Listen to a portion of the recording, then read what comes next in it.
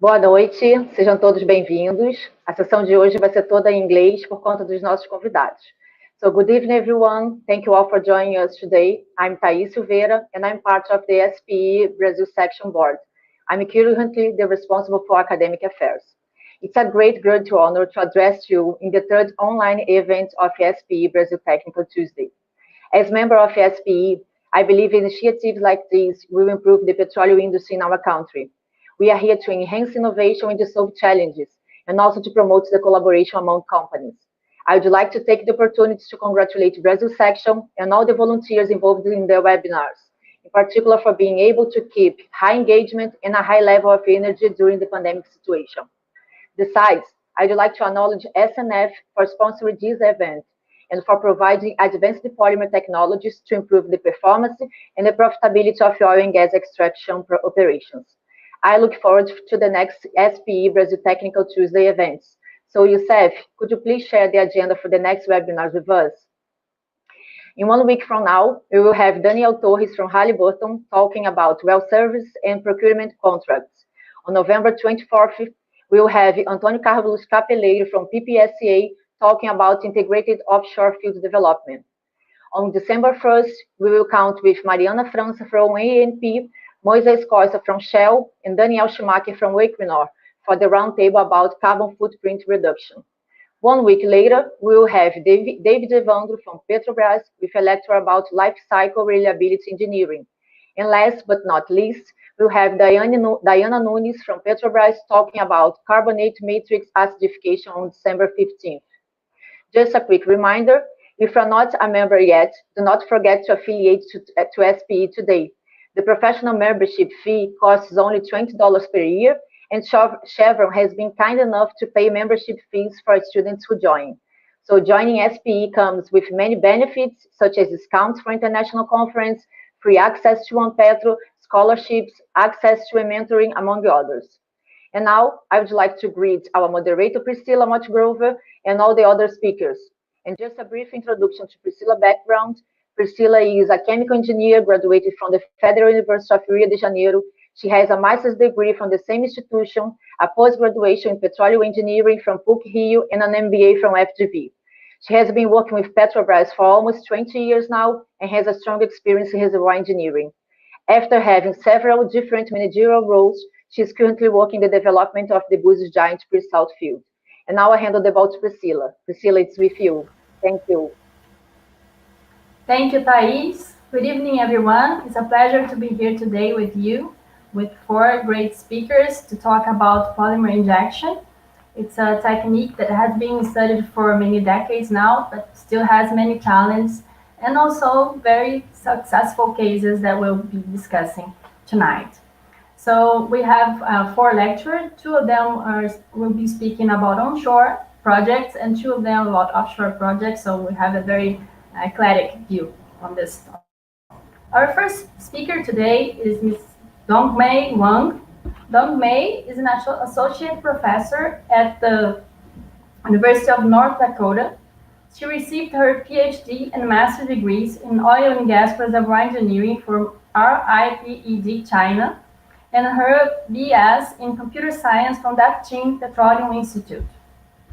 Dongmei's expertise is focused on enhanced oil recovery from conventional and unconventional oil and gas resources, as well as economic evaluation and EOR. She had more than 20 years experience in 40 projects, case designing, reservoir engineering, production, and reservoir simulation in PetroChina, before she joined the University of North Dakota. There, Dongmei played a key role in what is by far the largest EOR application in the world. Dongmei established document procedure manual for the design of polymer plugs throughout China and holds a China patent. She held a number of awards for outstanding achievement in implementing a new concept and developing innovative field application for enhanced oil recovery process at Daqing PetroChina. At UND, she has been a principal investigator for multiple research projects funded by DOE and others. Please welcome Dongmei Wang. Hey, thank you for introduction. Let me share my screen first.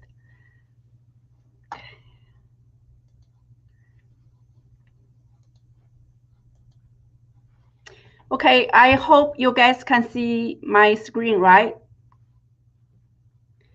So basically, I would like briefly repeat my bio from the introduction and want to introduce some successful polymer flooding experience at Daqing when I worked for PetroChina, and some take-home technologies and some messages.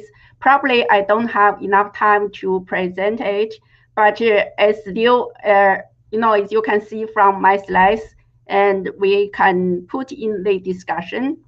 So basically, I graduated from computer science from 1987 and joined the PetroChina in Daqing. I was a chief engineer in EOR department and the director of Overseas Petroleum Potential Evaluation Center before I joined UND University of North Dakota. I responsible case design in EOR project of Daqing and other oil fields in PetroChina, and including some other overseas countries polymer flooding project. And I did reservoir simulations and EOR economic evaluation for project. And I also charge the overseas EOR project potential evaluation and management. And I did establish the criteria for polymer floods design throughout all of the China, and they still using this criteria to implement their polymer project. And since I joined UND in 2009, I worked for the EOR project, basically funded by Department of Energy and some oil companies like State Oil or Equinor and ConocoPhillips, Noble Energy, as well as the other industry and Aberstall and Gold Strike.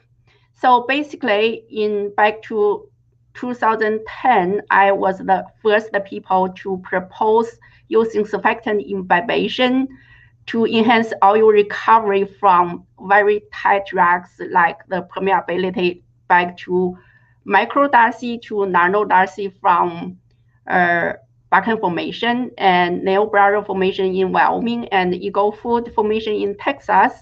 And I still working on the EOR project for polymer flooding for the Alaska North Slope Highway oil so far.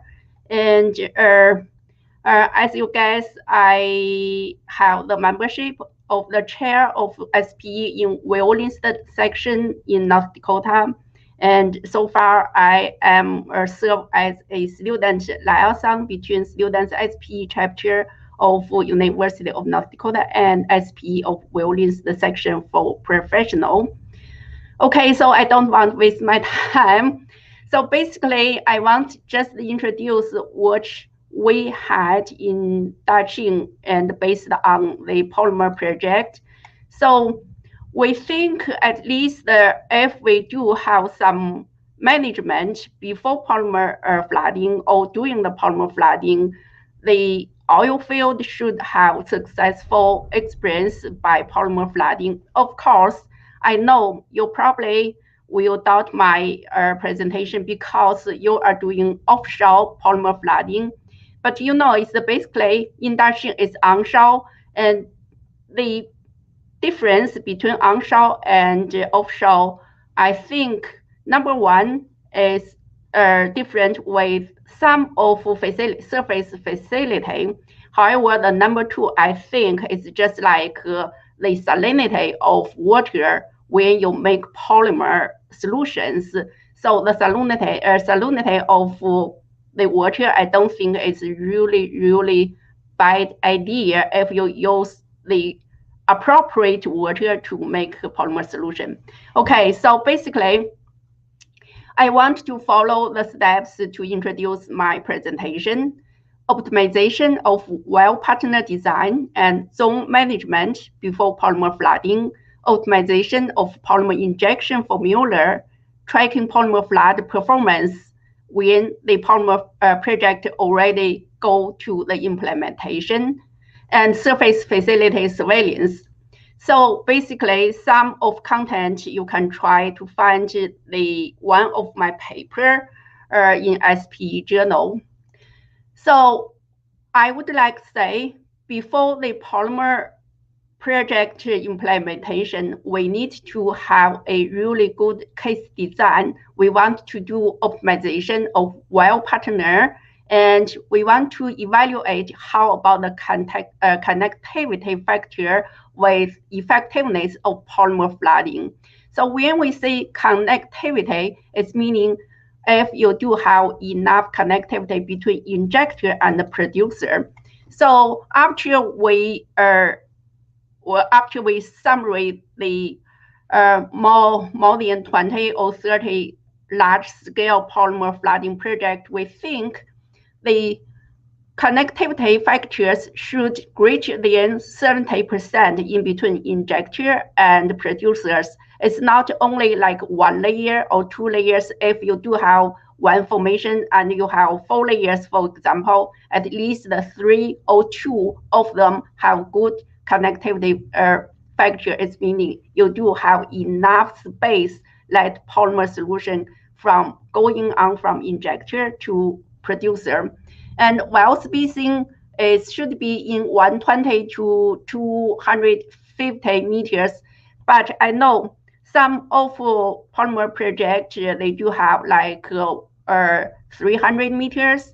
Like one of project that I worked for one of the oil field from South American country, but it's still good. It's good enough if you use the vertical well. However, right, currently a lot of oil company already use horizontal wells. So if horizontal wells is really great, even though you do have the 300 meters in well spacing. So permeable differential is meaning the permeability differential between layer to layer when you have this formation. If you do have 3 layers, 2 layers, or 4 layers, or even more layers for perforation. And well partner, and here we use the 5 spot, of course, 9 spot and a 7 spot also okay. And even though you do have the linear spot, like if you do have 4 injectors with horizontal wells and 4 producers with horizontal wells, do not use the 5 spot. It's still good. It really depends what's the other parameters you are using. Okay, so basically you see the left slide here is they compare how about enhance the oil recovery by polymer flooding and by water flooding. And basically you see the horizontal axis, it is the connectivity factors. And if you do have more than 70%, you see my laser pen, they enhance the oil recovery increase. And from 6 to from here, from basically it's more than 6 to 8.5 or to 9.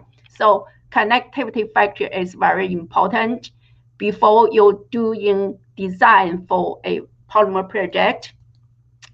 And then the second factor, I say permeability differential affecting water cut. You see the 3 curves here. If we do the permeability differential as 2, it's meaning like if you have 1,000 m·c in average, and then you have 500 m·c in average, as the differential is 2 in layer by layer.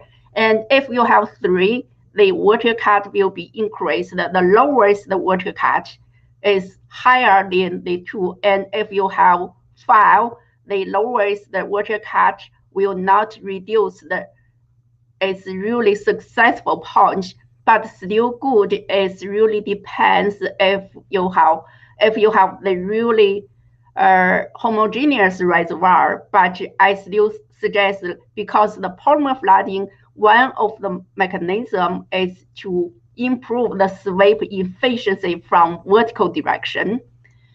Okay, so the second way, we want to do some conformance control before polymer flooding. If you do have like 3,000 m·c in one layer permeability, and another layer, the your neighbor layer is just like 200 million darcy.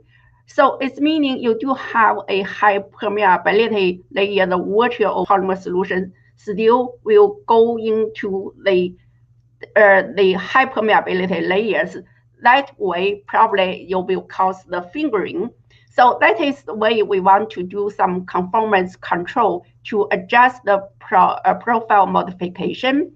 So if we have a high permeability stratum is watered out, and if the stratum is separated from oil zones by impermeable barriers, it's meaning you have the clay, you have shale barriers in between layers. So shut off the water zone before starting polymer injection.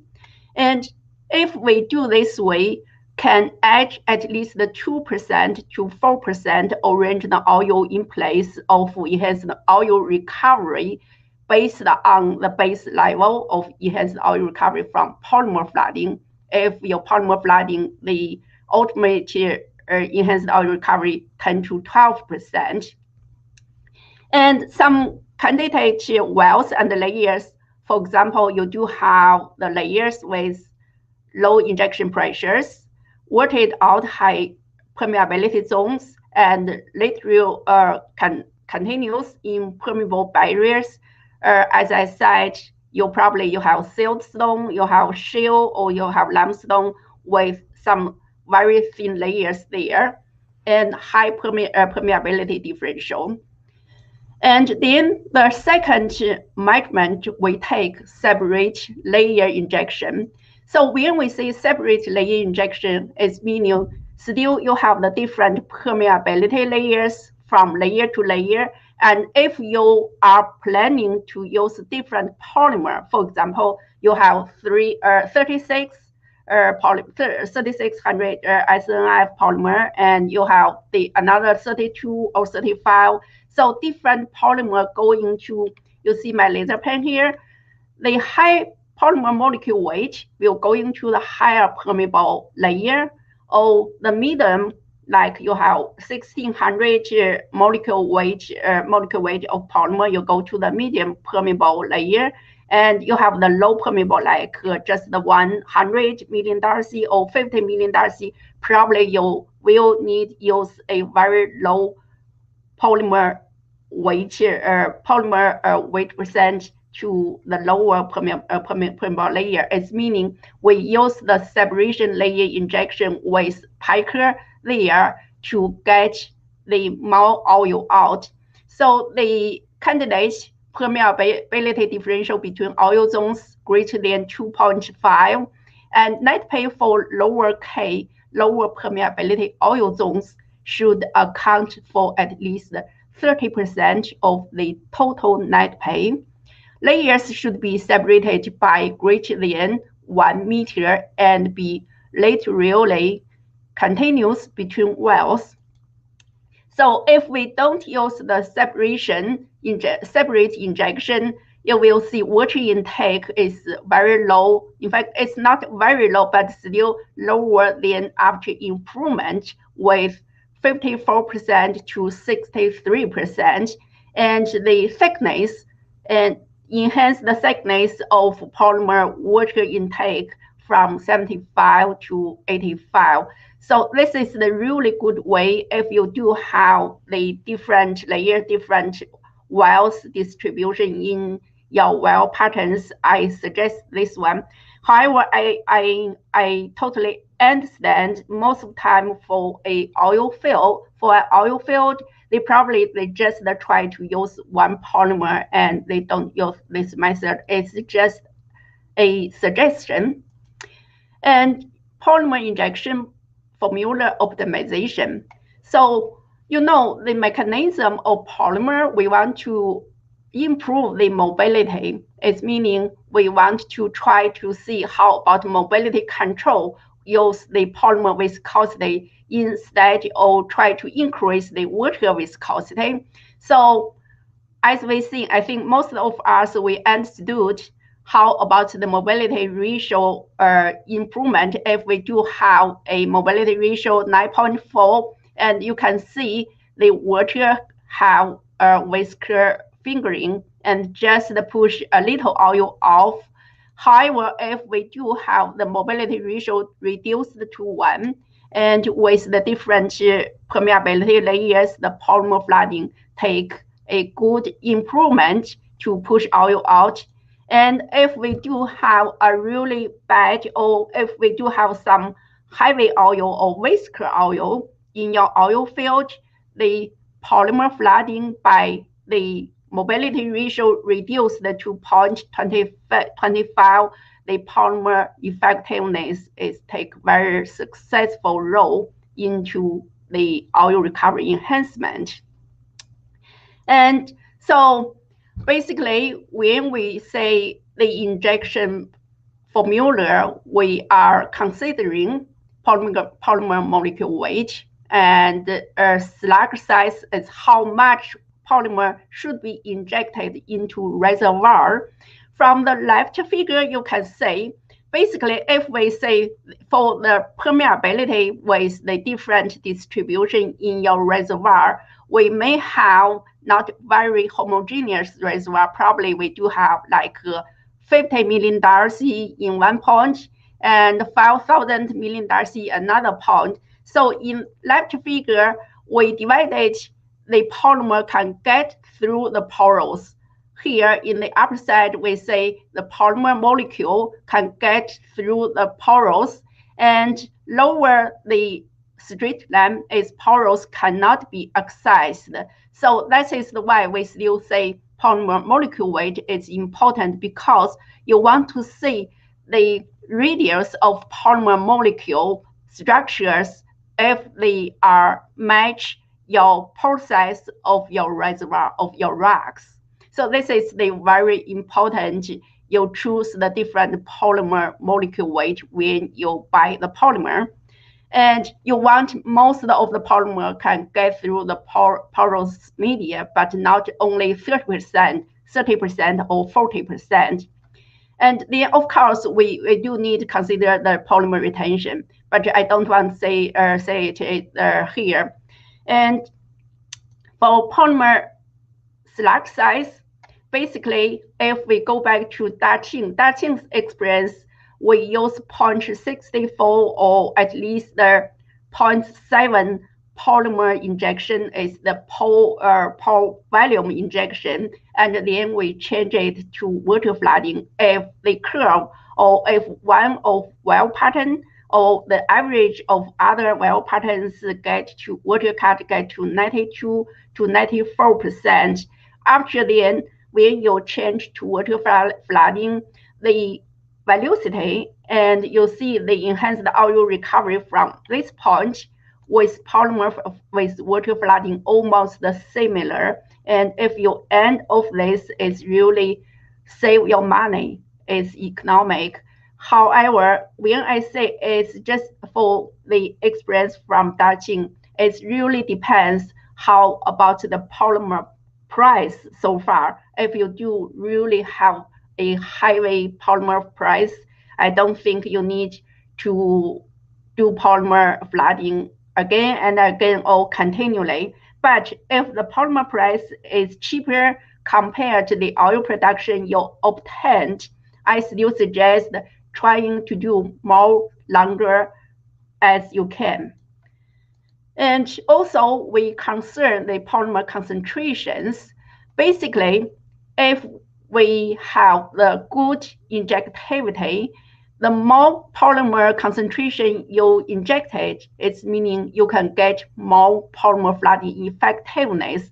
It's still need to evaluate if your injectivity is good enough. Sometimes you may observe the injectivity already done. So if that time you need try to reduce your polymer concentration. However, you need to keep constant or not reduce your polymer viscosity too much, because if we do have good polymer concentration, the polymer viscosity will be constant. For example, you see the figures below the slide. So as polymer concentration increased with these three curves, you can see the polymer viscosity in y-axis increased with different polymer salinity. So when you choose polymer, you need to know how about the polymer concentration with the function of polymer viscosity. When you reduce polymer concentration, you need to be careful, see if the viscosity will be reduced because the polymer viscosity affects the mobility. And then we will see how about injection rate. And of course, if you do have a formation pressure good enough, high enough, you can try the big injection rate. From this figure, the diagram you can see, basically, if we have the injector with the reservoir pressure about 14 to almost 15, and your producer have the different bottom hole pressure, reservoir pressure from 12 and decrease to not more than 12, about 11.5 MPa. It's meaning as the injection rate increased from 0.08 PV per year, increase the 0.2 PV per year, and your reservoir pressure, your bottom hole pressure totally will be reduced from your producers and increased from injector. You want to see if your reservoir pressure is good enough. If it is okay, you still can increase your injection pressure. However, or injection rate to increase the injector pressure. However, when we say some of government do not allow the injection pressure higher than, for example, 1,000 psi or 12,000 psi in case cause the friction or cause the fracture around your whereabouts. And so this is the really depends on you. Basically, most of industry, they probably use the 0.08 per volume per year first, and maybe a little lower, and they go to 0.12 and they go to 0.14. It really depends how you design, how you optimize your case designs. And from the lower figures, you will see if we do have the different injection rate, you see the more injection rate or the bigger injection rate will increase the production rate, because you see the red line here, the red curve, the water cut go back very quickly because you have the very high injection rate. And if you do have the black curve here, the polymer injection rate around 0.075, and only, at least 12 or 14 years extend for your injection. Again, when you're trying to use the high injection rate, try to see if your injection rate may need to be controlled to minimize polymer flow out of the patterns. And okay, so I think I need to speed up and give enough time for the others. So polymer flooding performance tracking. So basically, if we do have the different stage of the polymer flooding, we divide it by 5 stages. The first response, before response, and the lower water cut studies, and increasing the water cut and follow-up water flooding. Of course, if you have not go to the water cut follow-up, if you don't want to do that, it's perfect, okay. But we want this stage, the lower cut stage, is as long as we can, and then we use the different equations to describe it. For example, we use the equations related degree of water cut reduction and response time and times of lowest water cut, times of water cut, and the parameters correlations. Those equations include the initial water cut value before polymer flooding and proportion of channel sand body, and VDP and density of well patterns, oil recovery before polymer flooding, connectivity, and injection formula and proportion of profile modification. Of course, if you don't have high polymer permeability zone, don't worry about that, and proportion of separate layer injection. So I'm going to say the surface facility surveillance is also important because a loss of chemical, a loss of polymer degradation occurred before the polymer injection and within the mixer station and the injection station. So you want to estimate the chemical stability, mechanical degradation, and biological degradation, and use different materials for your polymer surface facilities. And then we do have some other requirement for the facility. You may need to take some reference. So some critical questions on polymer for application. If you do have a viscous oil like 100 CP in your oil viscosity, or 200 or 300, if we're using 3000 polymer before polymer injection, before the ordinary polymer injection, do you think it will be high? Dongmei, sorry to interrupt. Your time is up. Can you please sum up? Yeah, it's my time. Okay. Sorry, I list all of the questions here, and maybe we can discuss or take home message if you want to say. And here is my presentation, and I'm open for questions. Thank you so much.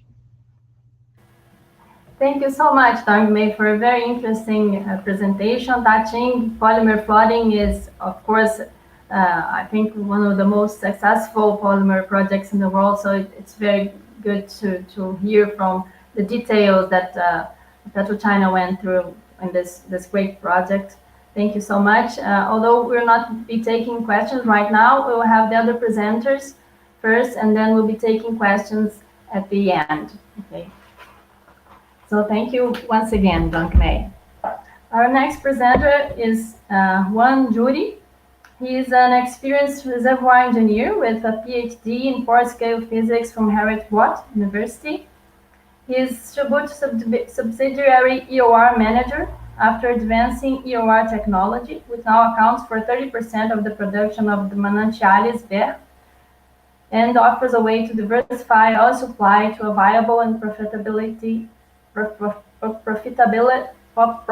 alternative. His work has been focusing modeling multi-scale physics in porous media, their impact on identifying subsurface opportunities, and how they control the economic performance of the project. In doing that, he has developed new business models to make projects resilient to economic changes. This work is at the core of defining the critical roadmap for technology pilots across all the value chain. He has published more than 10 papers on EOR for conventional and unconventional reservoir. Recently, the paper about the polymer expansion in Greenfield was selected by JPT and was published in September edition. So please welcome Mr. Wang. Thank you very much. I hope you are seeing the screen.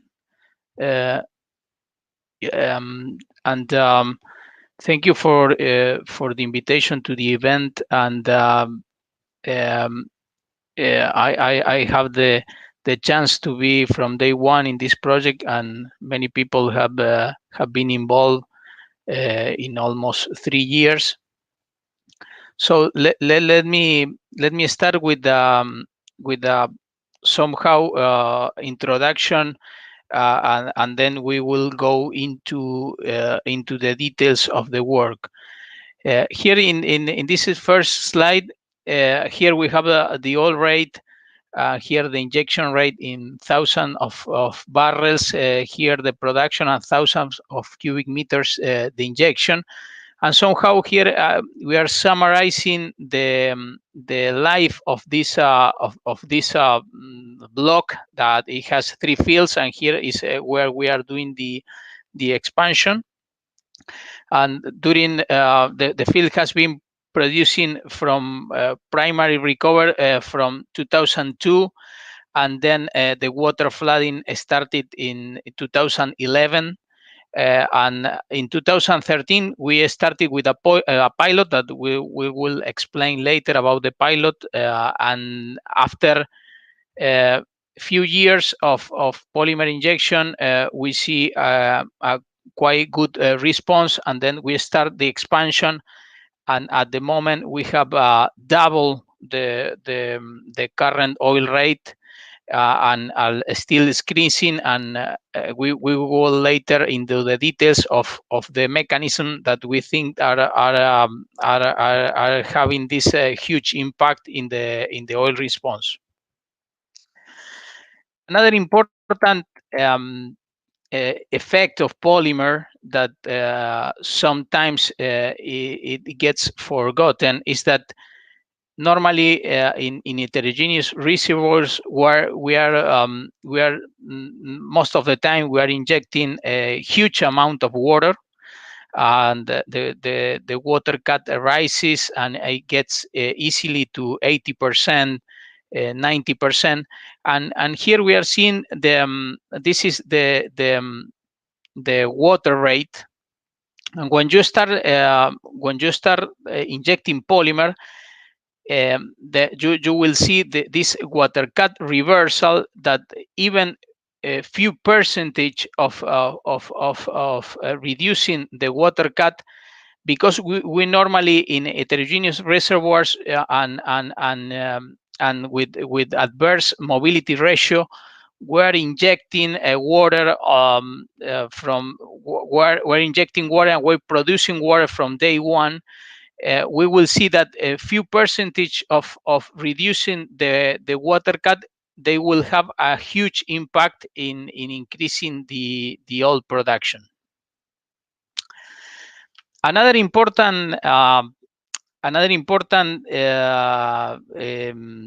enabler or setting the context of polymer flooding across the industry nowadays show us that since the improvements in facilities, we now have a very small risk in everything is related to the equipment and the facilities to inject polymer. And the big risk is in the subsurface, identifying where to inject and how to inject, what is the polymer dosage, what is going to be the injection strategy. So we have to keep in mind that it can be very easy now to inject polymer and have modular facilities, as we will see later in the presentation. And in the facilities, many things you can see it and you can solve problems, but in the subsurface it gets much more difficult. Another important factor dealing with multi-layer reservoirs is designing the process such you can achieve the same velocity across the different layers in the vertical system. And another concept that sometimes also gets forgotten is that you will see a great percentage of your incremental oil before the producer even knows that you are injecting polymer.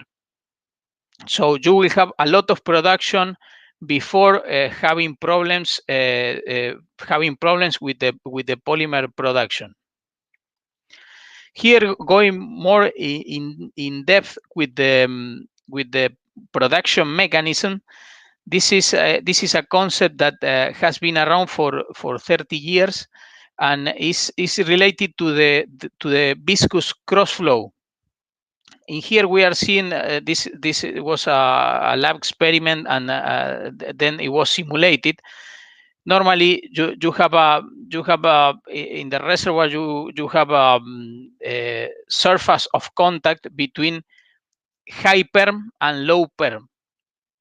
So when you inject polymer, what was seen is that because of this viscous cross flow, you get more oil from this layer that was the high permeability layer than the oil that was initially in place in that layer, and that was caused by this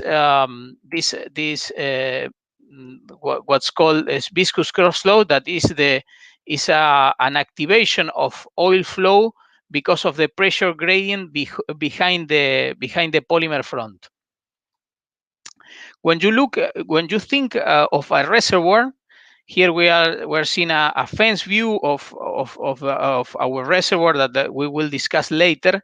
And here, for simplification, we have a color, the high perm in red and the low perm in blue.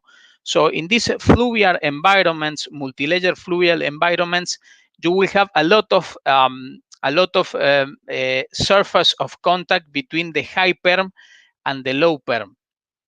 And this will create a system that we'll see later, that has somehow a nested multi-level heterogeneities or multi-level surface of contact that can create first bypass oil, and then they are target for activating this polymer cross flow that is driven by the pressure behind the front. So if we go one level down in the heterogeneity, here we are seeing a pore network simulation of an homogeneous set of pores, and we inject water here from the left, and we produce water and oil from the right, and the black is oil, then the blue is an initial water flooding, and then we have the polymer front coming from this way. At the beginning, because of the unfavorable mobility ratio, the water will create even the systems will create this that then they become a sort of layer within an homogeneous system, because this new path, they have a higher conductivity. So when we inject polymer, we create a sort of cross flow within this homogeneous system that also improves and accelerate the polymer response.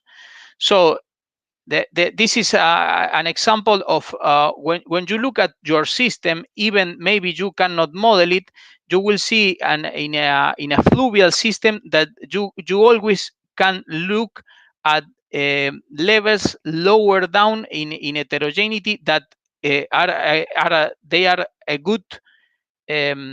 a good system for activating this polymer cross flow. Now, in the rest of the presentation, we will see more in details these aspects and how they had an impact in a quicker and bigger polymer response in this polymer expansion. In the first part, we will see briefly how was designed the Polymer Pilot and how what was the expansion strategy.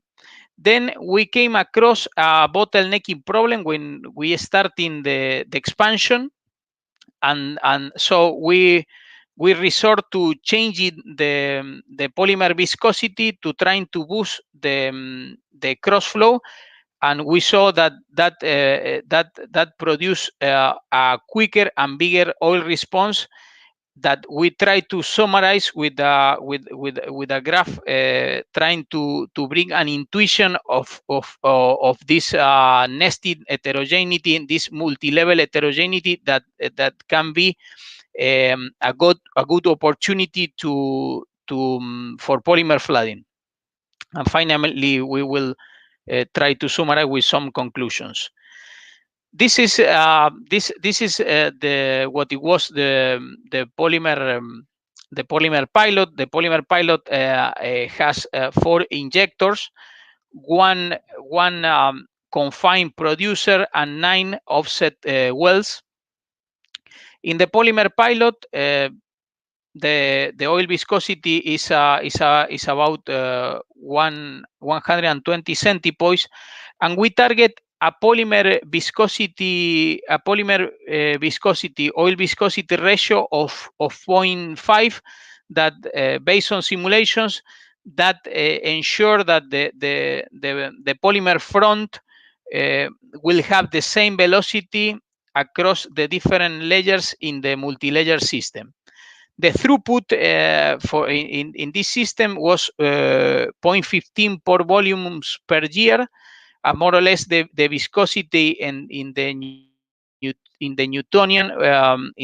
Newtonian plateau is about 70 centipoise. This was the results. We have a clear oil response here. A water cut reversal. The simulation forecast was quite good, and based on that, we defined the expansion strategy. In the expansion strategy, we target the so-called sweet spots of the bypass oil in this multi-layer system, and we design a mobile expansion system that will go and plug into the water flooding installation. So this is one of these mobile polymer injection units that has the water flooding installation and what we call the bypass of this water flooding installation, and we have here the modular polymer injection unit with a silo and the dispersion units, the pumps, the blanketing inertization. And this strategy was trying to target the sweet spot so that we can bring earlier the best part of the part with more oil potential at the very beginning, and then we move around the polymers, this mobile polymer injection unit, and we are producing the other sweet spots. So in this way, we maximize the economics of the project, and it was the implementation took less than a year. So when we started the expansion, we had some problems in the surface facilities, and we had to reduce the water injection, the water rate, the throughput 30%. So we thought of trying to activate this cross flow, trying to increase polymer viscosity, and we raise the ratio between polymer viscosity to oil viscosity from 0.5 to 1.15. We will say later that this hasn't bring any improvement in some other project, but we think that because of the nested heterogeneity, this in some fluvial environments or very heterogeneous environments like this one can improve greatly the oil response. So what we see here in the results, here we are having a look closer to the oil rate in two of this polymer injection unit, what we call the polymer injection unit 1 and polymer injection unit 2, the producers that are related to this injection. What we saw is that we have a higher value for the oil rate than was simulated, and also it was faster. This is of course was related to the reversal in the water cut, was not related to other production mechanism in the field, and so we're trying to see how this was related to the fluvial environment. Here we are seeing a cross section with the colors. The one colors are for high permeability, and the blue colors, the cold colors for less permeability. In this cross section, we see the multi-layer system, and in this multi-layer system, because the way that the channels, the positional environments create the reservoir, you have multiple surfaces of contact that they create a system, as I was saying at the beginning, a nested system of heterogeneity within heterogeneity.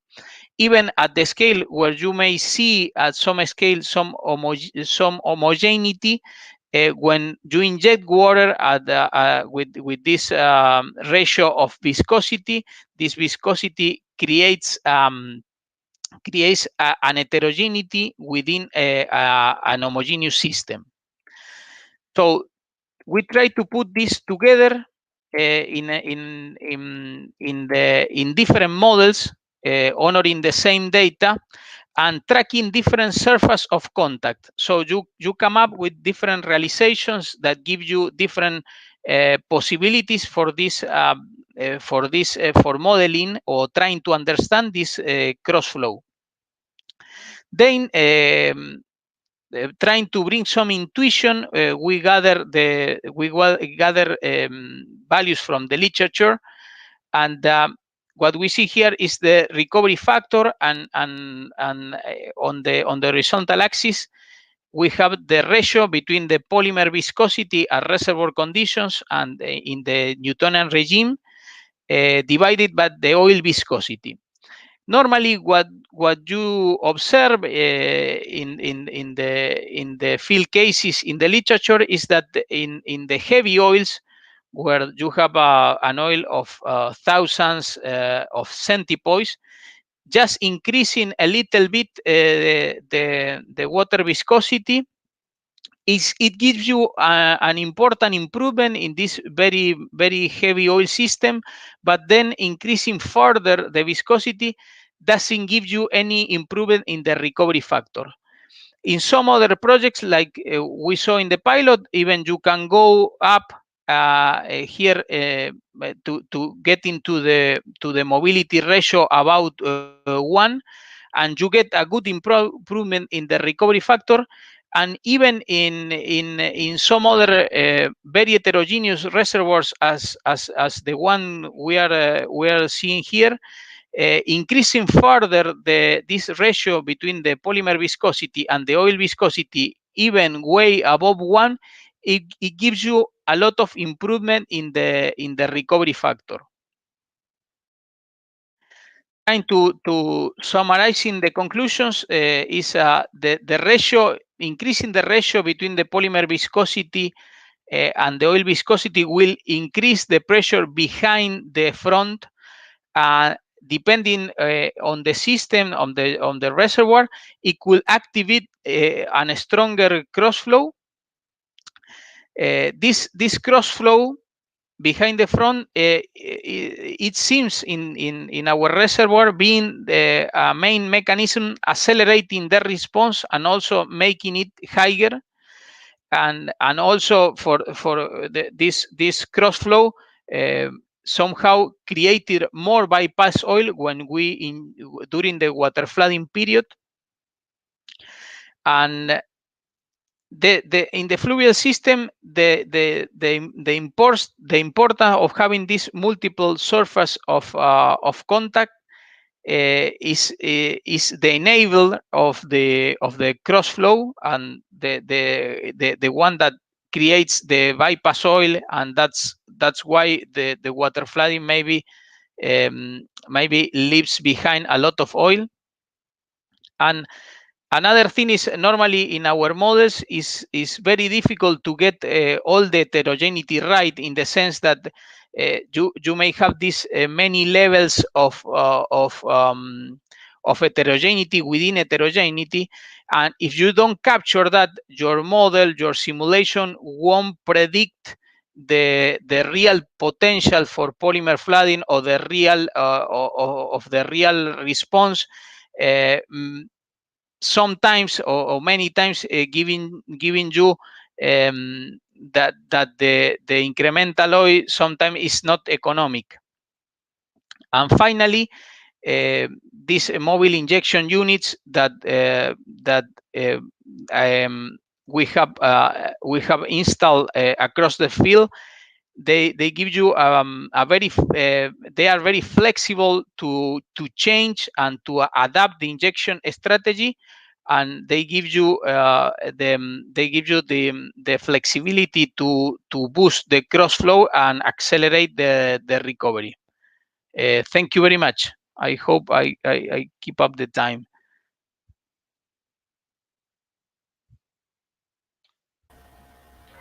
Thank you so much, Wang, for your interesting presentation. It's very nice to get this view on the importance of stimulating the cross-flow layers. It's a very different view of the polymer flooding, so thank you for bringing us that.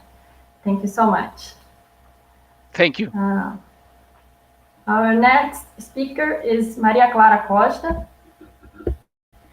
Maria Clara is certainly the IOR manager,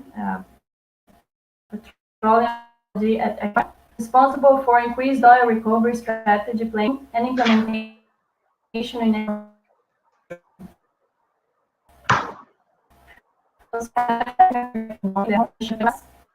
She has worked leader for IOR and reservoir management for Peregrino Field from 2014-2018. Her background is as a reservoir engineer. She has experience also from Schlumberger and BG Group. So Maria Clara, welcome. Thank you, Priscilla. Thank you all. Thank you, SPE, for the invitation. It's a pleasure to be talking to you about the polymer injection experience we have in Equinor. So I will start my presentation. So I'll start my presentation with talking a little bit about our purpose and vision, values and strategy from Equinor, because in any project or activity that we want to succeed, we need to have a good, solid base. Yeah. So for polymer flooding is the same. We need that, and that's why I need to be mentioning our pillars that give the direction that we have in Equinor in everything we do. So as all starts with a purpose and need a long-term vision that will set why and where we want to get. Then we need the values and the strategy, which are the how and what we do to reach our objectives. Yeah. So that's why it's so important, our purpose in Equinor, turning natural resources into energy for people and progress for the society, with the vision of shaping the future of energy.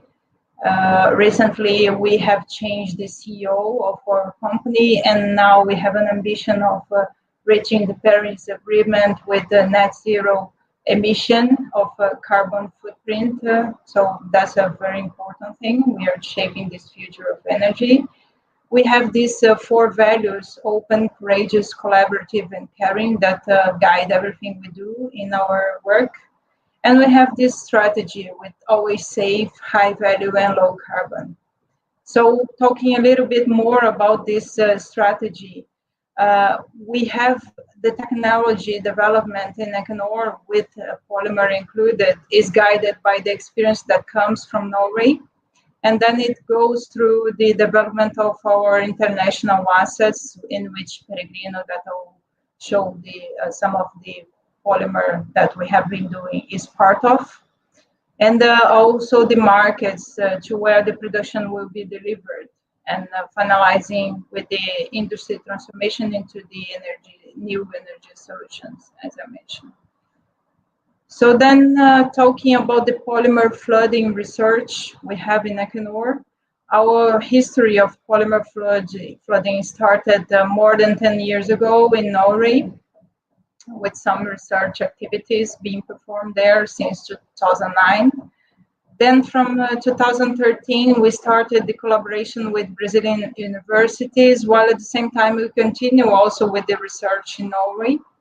And in 2015, we performed a pilot test in the hydrogen field, where we test the biopolymer in a single well. So that was also an important test that we have done as part of this research that we have been doing.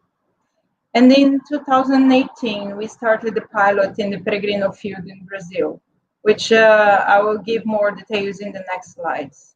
And we still continue the research in different Brazilian universities and also in Norway, as we still have a lot to learn about this technology. And we aim to have even more new projects for the future. Talking a little bit more about the Peregrino field, it's an offshore field in the Campos Basin of Brazil, where we have started producing since 2011 and have produced already more than 200 million barrels with 2 platforms and 1 FPSO, and the 3rd platform being prepared to come on stream next year in 2021. So in this field, we have started the polymer injection test in 2018. So we have injected only few months in 2018. And then last year, we injected a second batch of polymer, which lasted for a few more months than in the first batch. And in both times, we had indications that the injectivity of the polymerized water was maintained as expected, and that the polymer haven't degraded in the reservoir, which were very important things to be tested offshore. We also have inferred that the trend of the water cut was reduced from the observed well. So we see, for instance, in this picture, in the first batch, we see a trend of reduction, and also in the second one. So we could infer that probably the water cut has been reduced because of the polymer injection. And we also could get some important data with this time that we have managed to test the polymer flooding. We have put tracers in the water injected, and we also have collected the pressure data, producing data. So that was very important things that we have used and we have tested in the field. Yeah. But still, we have a long way to go, I would say. We're still not concluded because as we didn't inject for too much time, we cannot say how it will be the result of the technology application in the long term. We have just injected 2 batches of just a few months, and then we need more time to have any conclusive results. We also need to test more efficient polymers, as the chemicals have been developed through the years. And we know that there are other types of polymers that may have different behavior in the reservoir, even better. So we need to test that. And a big challenge for polymer flooding is the back-produced chemical. So the processing topside, it's always a big issue. So it's something that we still need to have more data in Peregrino. We need to test it a little bit more. So we didn't get any conclusion with that. And also, we have tested the polymer injection in 1 injector well with 1 observer producer. And Peregrino is a field that is very heterogeneous reservoir, and we need to test in different areas because we have no guarantee that the behavior that happen in one area will be replicable to another area, as the heterogeneity plays an important role here on the flooding. So we need to test it in a new pair of one injector or one producer, or maybe more than one producer, but still is a lot to be evaluated. So that's why we still have a lot of work to be done. I wish I had more information to share with you all, because it's very interesting technology, but we're still on the startup of this way that we are going with the polymer injection. So then to conclude, some final remarks about the polymer experience we have in Equinor. We have seen this significant, we have seen this significant potential of the polymer in Peregrino. And if we can overcome the challenges that I mentioned before, it will be a very important thing to do to see how good is this technology for the future. And also it's an important technique that can help us on increasing recovery, but we still need to work more on reducing the costs for its implementation if we want to implement in a large scale. And the last thing is about the great potential that it shows is directly related to the Equinor strategy, as I mentioned in the beginning, with the high value and low carbon. And therefore, we will continue studying it as it shows some promising indications, and we still have a way to go, but it's completely aligned with what we have as strategy in Equinor. And just to have my final say, that I like to remind always the importance of IOR, of increased oil recovery, in which polymer flooding has an important role. And we say in Equinor that the last field, oil field to be developed, will always be increased recovery. So that's why we are always investing on that. And with that, I thank you very much, and I'm open to any questions that you might have. Thank you. Thank you so much, Maria Clara. It's a great statement to close your presentation. And we're looking forward to hearing more about the Peregrino pilot test. It's, I think, the first offshore polymer project in Brazil, so I guess everyone is very curious about it. So thank you for taking this to this webinar. Thank you so much. Thank you. Okay, and our fourth presenter is Mr. Lucas Pedroni. He's a researcher at SEMPES Petrobras Research Center, where he has been working since 2010 on chemical EOR methods, and is a reference in several projects with national and international universities and partner companies. Currently, he leads projects on engineered water injection and foam-assisted WAG. He's got his PhD in chemical engineering from Université Pierre et Marie Curie in France, with emphasis on improved oil recovery for his research on foam flooding. He holds a bachelor's degree in chemistry and in technological chemistry from Unicamp, where he also obtained a master's degree in inorganic chemistry for his work with polymer nanocomposites. Please welcome Lucas Pedroni.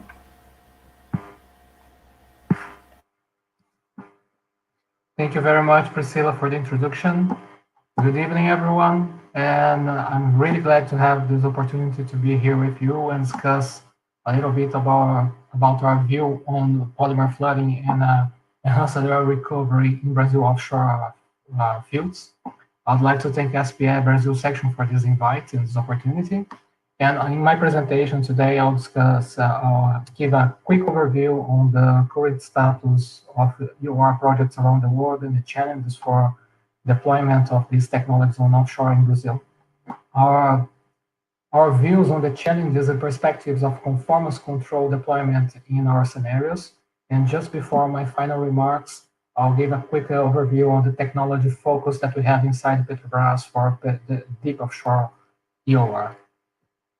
So when we look to the current implementation of EOR Based on the last assessment done by the World Energy Outlook, we see that most of the projects that are active on fields, they involve the gas injection, either CO2 or other gases. This accounts for almost 60% of the current projects. And the thermal methods respond for almost 1/3 of the projects. The chemical methods, they respond for less than 10%. Now, if we look only to the number of the projects, we might be deceived about the importance of chemical EOR. So when we consider the contribution of each of these technologies to the global EOR oil production, we see that the chemical EOR, they respond for almost 20% of the production, which is similar to the gas methods. And if you look even deeper, we break this even further, we see that the polymer flooding that we are discussing here alone, it responds for almost 9% of the global EOR oil production. So this shows how important polymer flooding is to the enhanced oil recovery scenario worldwide. Now, but when we consider the global oil production, we see that the participation of the EOR methods is very low. It's only 2% of the global oil production, despite we having almost 400 projects active at the moment. And there are a lot of reasons to why we have such a low participation in the global oil production, but one of the main reasons is that despite when we consider the life cycle cost of the EOR technologies, they are competitive with other technologies. When you consider the risks associated with this, the deployment of EOR, they have a hard time to compete with other investment opportunities. And that's because we have, to deploy these technologies on field, we have a high upfront capital investment. We need to expend a lot of money to start these projects, and we have a very long payback period to recover these investments. And during this period, our project is subject to a lot of risks, such as the high volatility of the oil prices. Also, when we have such a long time for payback, it becomes even harder to define exactly how much oil we get from these technologies, because during the lifetime of the project, we have a lot of changes on the field and the production scheme, so it makes it even harder to evaluate the economics of these projects. And also, we see that's even more challenging when we try to apply these technologies on offshore fields. As we see here, we have that despite having almost 400 projects, only 15 projects are offshore. And why is that? When we are moving to deep waters and ultra deep waters, the complexity of the deployment of EOR technologies starts to grow, because we have larger reservoirs with fewer, more spaced wells. They are more expensive, so we have much less information about the reservoirs. The uncertainties associated with the project will be much higher. We also have irregular well patterns, which will somehow harm the sweep efficiency of these reservoirs, and we will have even longer times to have the response of the project compared to onshore fields. The offshore units, they are subject to more constraints regarding injection, production, and logistics. We are less tolerant to impacts that we might have on the top side of these facilities. For example, the back production of the chemical EORs might have impacts on the topside facilities and cause a shutdown of the platform. The conditions are more drastic in terms of salinity, temperature, and pressure. And since the costs of retrofitting these production facilities are very prohibitive, we need the timing to think and to deploy these technologies are critical. We need to consider this from the very beginning. And when we consider the new pre-salt fields, the fields that are fueling our oil production, over 60% of our production comes from the pre-salt fields now. We have all these challenges, and also the carbonate reservoirs that are very heterogeneous. We have a complex rock reactivity, a geochemistry that is very complex and is even more complex because we have reservoir fluids with a varying content of CO2, and we are re-injecting this CO2 in these carbonate fields. So this scenario can lead to very low sweep efficiency, so it's a huge concern on that topic. Now, if we take in consideration these challenges, what are actually the kind of EOR methods that we can use for offshore in Brazil? Well, since you are dealing with... Lucas, what? I'm sorry to interrupt. There's a box on your slide. Can you please check and hide? Thank you. Okay, sorry. So, continuing. Since we are dealing with deep and ultra-deep waters, all the thermal methods are out for now, considering the current technologies. And considering the impact that the back-produced chemicals can have on the top side, especially on the oil-water separation, the producement water treatment, it becomes unfeasible to use some of these chemicals like surfactants. And so right now it's very risky to try to apply these technologies. The polymer flooding, the conventional polymer flooding, will be subject to the same restrictions that we are discussing for the other chemical EOR methods here. But the polymers are not out of the questions because we have the possibility to use them in conformance control technology that can be deployed even near the well, either the injectors or the producers, or for in-depth mobility control or conformance control. Since this, we are also discussing the pre-salt, and we already have gas injection. We can use gas injection as an enhanced layer recovery method, and we need to use some sort of conformance control technology for these scenarios, which would be foams. Now, immature technologies like microbiome enhanced recovery, or new technologies like electromagnetic heating or plasma, they are not being considered right now. We are considering engineered water injection, which I will not discuss on this presentation. And we always keep an eye on nanotechnology because this can bring disruptive new technologies, or it can improve or change the conventional technologies in a way that make them feasible to apply on these scenarios. Okay, so, and why I am focusing on the conformance control challenge and perspectives, both for water and gas, because when you consider these scenarios that we have, especially for the pre-salt, the impact that we have on the production by high permeability channels or layers or fracture is huge. Comparing the production that we have with a more homogeneous reservoir with those that are affected by these high permeability channels, we have a huge reduction in the amount of oil that we can recover because of the low sweep efficiency. But also, we will have a much earlier breakthrough of fluids, of gas and water that will impact the capability of these platforms to produce. We will have production constraints that will limit the amount of oil that we can produce from them. So, but if we can have technologies that create some kind of a permeability barrier near the wells or in depth in the reservoir, which are the conformance control technologies, we can recover quite a lot of this production. We can increase the recovery factor by a huge amount. So these are very promising technologies. And considering the challenges that we are discussing in the beginning of the presentation about the economics of EOR, the time to pay back and everything, these conformance technologies, they have some advantages.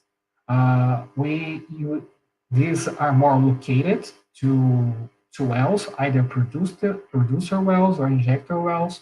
So the volumes that we need to deploy on field there are smaller.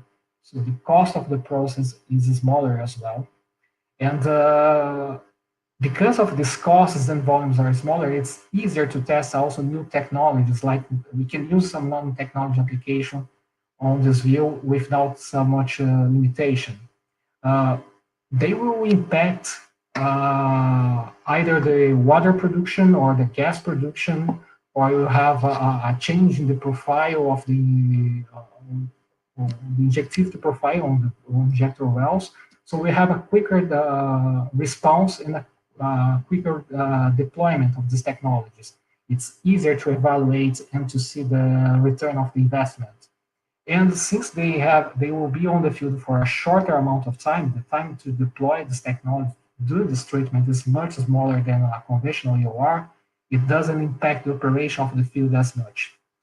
And in theory, as we can see here in this table, it could find different conformance control technologies that could be deployed in a broad range of temperatures, salinities, and conditions, both matrix and fractures. However, when we discuss the scenarios and the targets that we have, both on our mature fields and our new fields, with the service companies, the companies that retain the technology of these conformance control solutions, we see that they are not so easily applied. Most of the times, the conditions that we have on our targets, they are unknown to the history of application of these conformance control technologies. So the companies, they don't know which performance to expect in these conditions. Many times, especially for the mature fields that we have a lot of horizontal and directional wells, and this can be a risk factor for the application of the conformance control because it's harder to control the placement of these fluids and to guarantee that the fluids will act as expected on the right place. And considering the in-depth mobility control that is usually performed by thermo-activated polymers, it's very hard to correct and effectively place these polymers on the right spot on the reservoir and to have the very effective treatment. So there are a lot of uncertainties for these technologies. Many times we cannot use an intervention well, so the application has to be remote, which increase the risks of losing a well if we have something that doesn't go as planned. And since we are dealing with offshore scenarios, we have lower wells and more expensive wells. The risk of damaging or even losing wells is something very important for us. It's not a risk that is easily something that we can deal with. So what Petrobras are doing right now to deal with these challenges is that we are trying to work closer to the service companies to address all these challenges that we have for our targets and help them to overcome these drawbacks so we can apply these technologies on our field. And some of the recent developments that these companies have been presenting to us is that they are using their experience and the amount of data that they have from the many applications that they performed worldwide of these technologies to use artificial intelligence algorithms and new simulation tools to improve the success rate of this technology and de-risk the operation. So this is quite something that can help us to deploy these technologies on field. Okay, so taking that into consideration, the challenges for the offshore deployment of EOR and IOR technologies, and what we saw from the conformance control technologies, what are our strategy to maximize recovery for our deep offshore fields? What are the focus of our technologies? So the way that we are moving forward to maximize the oil recovery of our fields is to perform a very optimized production management by controlling the mobility control of the fluids and promoting a better distribution of injected fluids through the reservoir.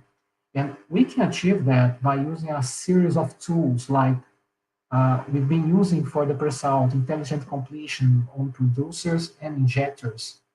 So we can control and even reduce the water cut and gas oil ratio that we observe on the producers by changing the zones that we are producing and they are injecting at the moment. We have a very extensive program of using chemical traces for both water and gas, so we can track the fluid orange on breakthrough and understand how the fluids are moving inside the reservoir. And that way we can better manage how these fluids are flowing and what changes we can make on the production scheme to improve the mobility control and the distribution of the fluids. All this data that we are collecting will feed some tools that we are developing to promote an optimal reservoir management. So we have artificial intelligence tools that are using this data to optimize both the well placements of new wells and the injection and production rates of the wells, so we can maximize the recovery factor of these reservoirs. And by controlling the production of fluids, we can also reduce the amount of water and gas that are being produced, and therefore the bottleneck the platforms, the production platforms, and operate them at a maximum oil production rate. To better control the mobility of the fluids inside the reservoir, especially for the pre-salt, we have a lot of gas injection. We are using water alternating gas injection, and we are considering technologies to optimize this water injection, improve them by using of foams and conformance control technologies. The whole idea here, the core idea, is always to keep the process as simple and flexible as possible and robust to all the uncertainties. They need to be flexible to change to new conditions. For a complete overview of the EOR technologies that we see as the most promising technologies and the kind of work that we've been doing inside Petrobras, you can watch this presentation of recent work that we done on Samples, and it's available online. Okay, and just to a quick view, one of the things that you see on this presentation is the definition of the drivers and what are the 6 technologies that we are focusing on for the deep offshore EOR technology. So quickly before I finish my presentation, I'll just tell a little bit about some Petrobras technologies that we've developed. So since the commercial technologies for conformance control most of the times are able to be applied on these target scenarios, we start to perform our own developments. So in here we have a Petrobras patent that is related to relative permeability modifier, which we can control. This technology has multiple steps, and we can control the impact of the technology by increasing the number of steps in the reservoir. And what this technology does is that it will cause a damage more important to the water flow than to the oil, the oil inside the reservoir. This is a technology that should be used for water shutoff in producers and to reduce the water production, and then at least keep the same oil production. Another technology that we've been studying is the foam technology that should be used with the WAG, the water alternating gas injection. And one of the most important and most attractive properties of foams inside reservoirs is the selective mobility control that they promote on the gas. What we can see here in this video is that the higher the permeability, so in this this bigger capillary, foam will be more viscous and will be displaced more slowly than in the low permeability channels nearby. And this difference in the viscosity, there is also difference in pressure cause the fluids inside this bigger capillary to diverge to the lower permeability capillaries. So this would promote a more uniform advancing front for the gas.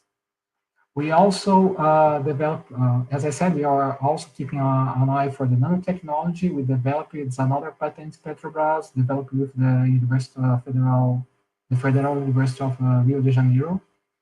This technology is called a Spartan, which is a thermoactivated system that increases the viscosity as the temperature increases. And the idea is to use this for in-depth mobility control. And what norted the development of this technology is that we use commercial available products, and we prepare a new formulation in a way to create a technology that are easily scaled up. It's robust. It doesn't cause any injectivity losses because of this control of viscosity with the temperature, and can be quickly reversible. We can break this viscous solution if we need it. So the risks of implementing the risks of application of this technology is very low. So for my final remarks, what I see is that the offshore scenario is much more complex to apply and deploy both EOR and IOR technologies. So it's much harder to increase the recovery factor, but the premium that we have, because these are much larger reservoirs, are much larger as well.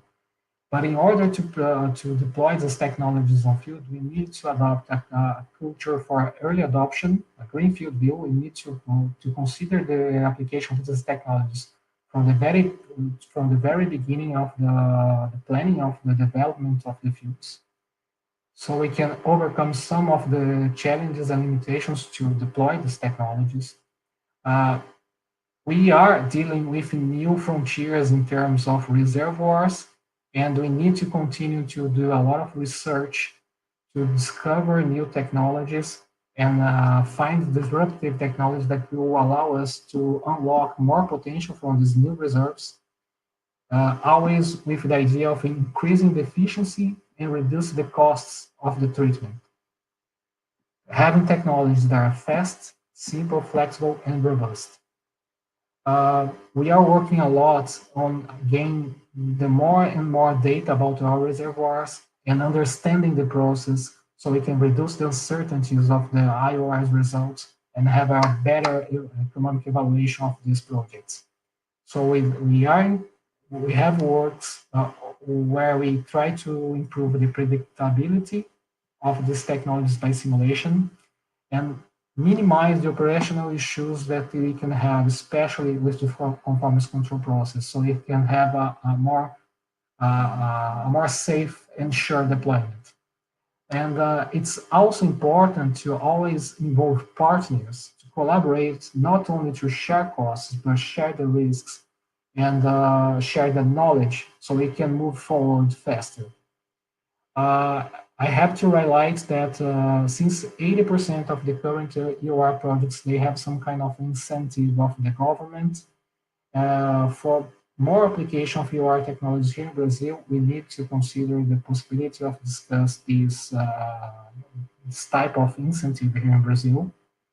And it's always important to develop the supply chain and discuss this with the suppliers, so we can reduce the complexity and the cost of the logistics.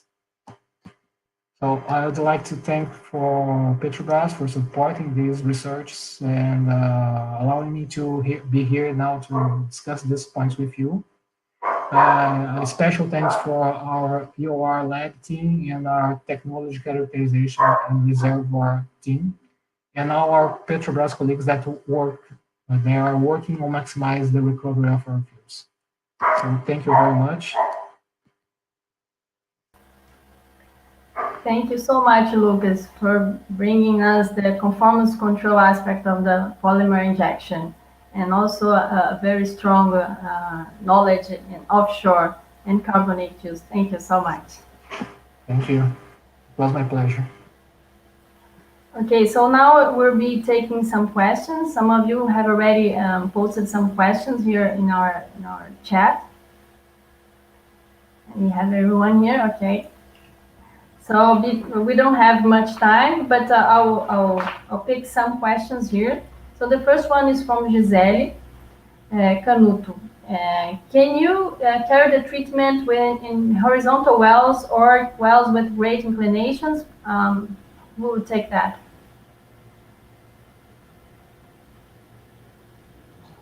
I can take, I can say about the experience we have in Peregrino. We have horizontal wells, yeah. So both the injector and the producer are horizontal, and we have been testing in those wells, so it's possible to use polymer in horizontal wells. Indeed.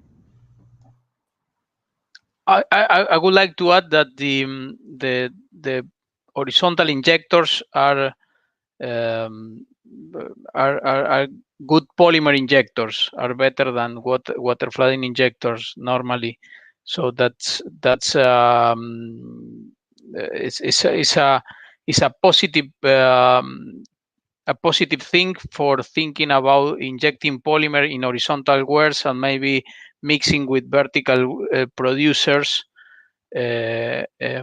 for expanding or development field. Okay, thank you, Juan and Maria Clara. And there's another question from Juliana Lessa. What is the most recommended type of polymer and which charge density should we use? Who can help me on that one? I think it will depend on the application. Normally, my experience with using different polymers is that I will go for something that is mature in technology, because normally there is a big difference between the lab grade and the field grade. So you need something reliable at the field grade, and that is related to the how mature is the polymer in terms of having it in many pilots across the world. So that's, I think it will depend on the application, but also you need to look for where has been used that polymer. That's a good response, Juan. Thank you. I have a question for Wang. It's from myself, actually. So, Dongmei, you mentioned in your presentation that you do the conformance control before you do the polymer injection. But wouldn't that hide the effect of the polymer flooding with the conformance control itself? I mean, it by itself would give an enhanced oil recovery. Can you comment on that?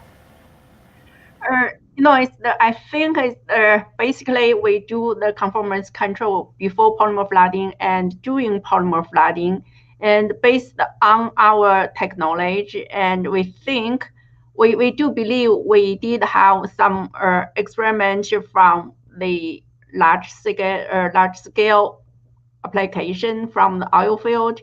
We think basically 2 to 4% oil recovery can be increased before polymer flooding. However, I do believe in between the polymer flooding, I mean within the polymer flooding, it's still good. You know, if you found some high permeable zone, and even though before the polymer flooding you still think it works, and during polymer flooding, if the fracture occurred, you still can use that.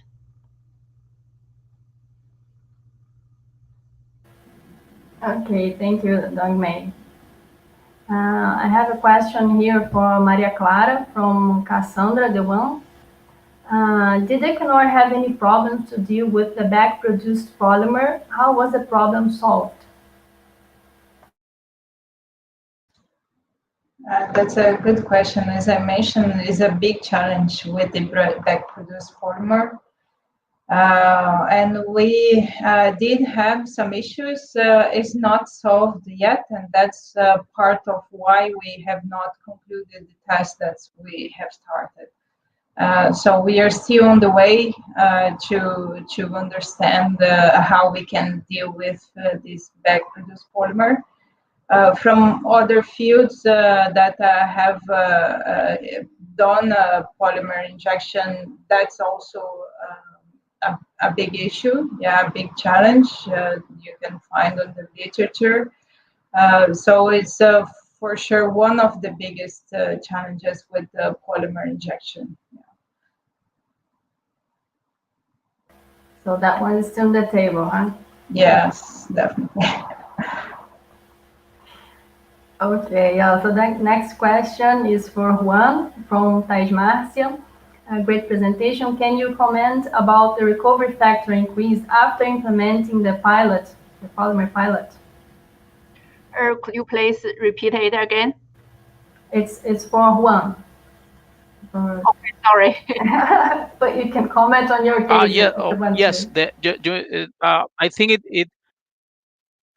Yeah, it's. I think the recovery factor for the pilot for the polymer. Correct. Yes, I guess the question is about the recovery factor after polymer flooding in the pilot. Yes. In the pilot, the incremental recovery factor for the pilot was today it is still increasing, but it's about 15% for the pilot, and that the total for the pilot zone having primary, secondary, and tertiary recovery is about 44%.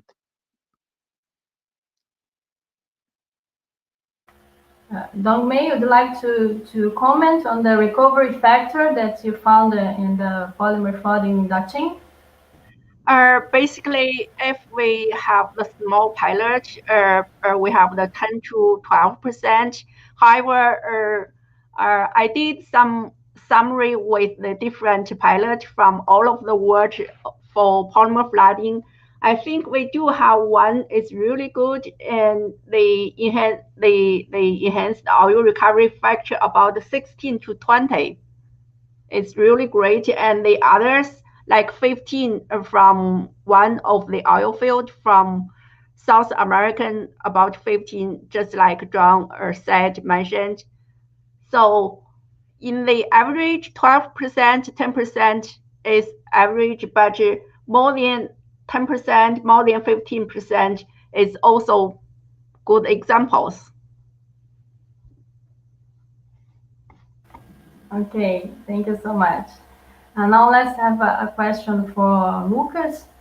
Lucas, did Petrobras have any successful polymer injection projects in onshore fields? This is a question from Gabriel Pablo. Yes, we had a few projects on offshore fields on the 80s and the 90s, but the results that we had were very low, actually. We had increased the recoveries of between 1% and 3% in recovery factor. And even so, this oil, the increased oil that we had couldn't all be attributed to the polymers.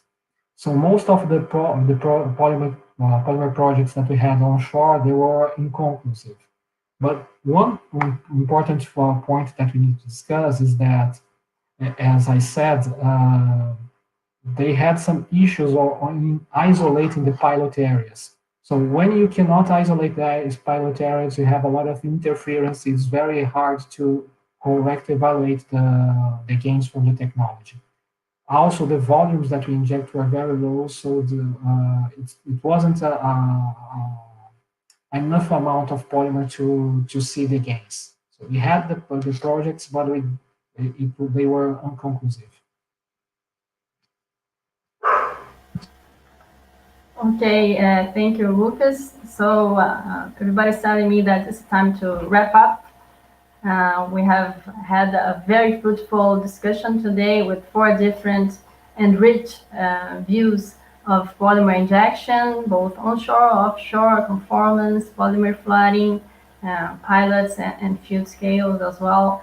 So I'd like to thank once again our speakers for their excellent presentation and their time and their help to SPE Seção Brasil. And I'll now go back to Thais, who will close the event. Thank you once again. Thank you very much, Priscilla. Thank you very much. Thank you. Thank you. Thank you very much. I'm so sorry for not having time to answer all the questions, guys. And after today, I'm 100% sure that all of us are almost specialists in polymer flooding, right? So just to conclude our session, I would like to congratulate the talented professionals of today's event, our moderator Priscilla, Maria Clara Costa, my colleague from Wang, Lucas Pedroni from Petrobras, Professor Dongmei Wang, and Yang Yuri from YPF. And just remember you all to check the SPE Brasil section social media, LinkedIn, Instagram, and also our external website, and check the advantages of becoming an SPE member. It's free for students and costs only $20 for professionals. So that's it. Thank you very much. Thank you all for your time. Take care and stay safe. Bye-bye. Bye, thanks. Bye. Thank you very much. Bye-bye. Good evening, everyone. Bye. Bye-bye.